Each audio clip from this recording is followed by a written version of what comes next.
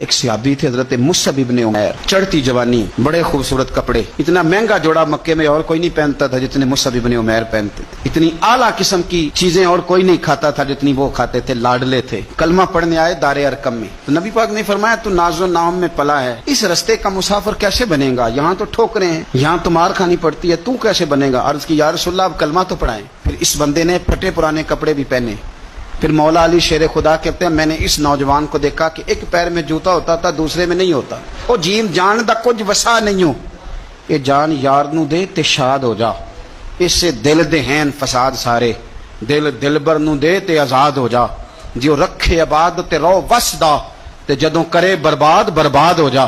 آپ فرماتے ہیں پھر وہ دن رات کوئی فرق نہیں، غلامی کی، ماں نے قید کر دیا، باپ نے قید کیا، مار کھائی، پہلے حبشہ گئے ہجرت کر کے۔ یہ وہ مصعب ابن عمیر ہیں، اپنی جان پسند تھی تو حضور کے حوالے کر دی، مدینے میں نبی پاک نے انہیں اپنے سے پہلے مبلغ بنا کے بھیجا، ہر سردار کی منتیں کی، کلمہ پڑھ لو۔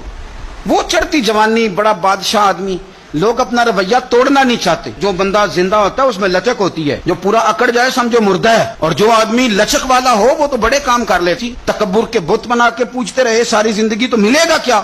مصعب ابن عمیر کہتے ہیں ہر چیز قربان کر دی حضور کے نام پہ، احد کے میدان میں شہید ہوئے۔ اس نے ہر مہینے نیا جوڑا پہنا، اعلیٰ کھانے کھائے۔ اس بندے کو جب کفن دیا جا رہا تھا تو کپڑا پورا نہیں تھا، سر ڈھانپتے تھے تو پیر ننگے، پیر ڈھانپتے تھے تو سر ننگا، تینوں لب دیں آپ گواچے، پورے وجود کے لیے کپڑا موجود نہیں تھا۔ حضور نے فرمایا سر ڈھانپ دو اور پیروں پہ گھاس ڈال دو۔ بات بیت گئی، وہ جب انہوں نے کلمہ پڑھا تھا اس کو 20 سال ہو گئے، وہ مکے میں دار ارقم میں کلمہ پڑھا تو یہاں ان کی لاش مبارک پر کھڑے ہو کے میرے نبی پاک نے ساری تاریخ دہرائی۔ فرمایا یہ وہ نوجوان تھا جو ناز و نام میں پلا تھا، نے بڑے اعلیٰ کھانے کھائے، اعلیٰ کپڑے پہنے، کہ آج اس کا حال یہ ہے کہ اس کے بدن پر کپڑا موجود نہیں۔ ساری تاریخ حضور نے بیان کی، لوگوں کو بتلایا، جو نئے آنے والے تھے ان کو بتایا۔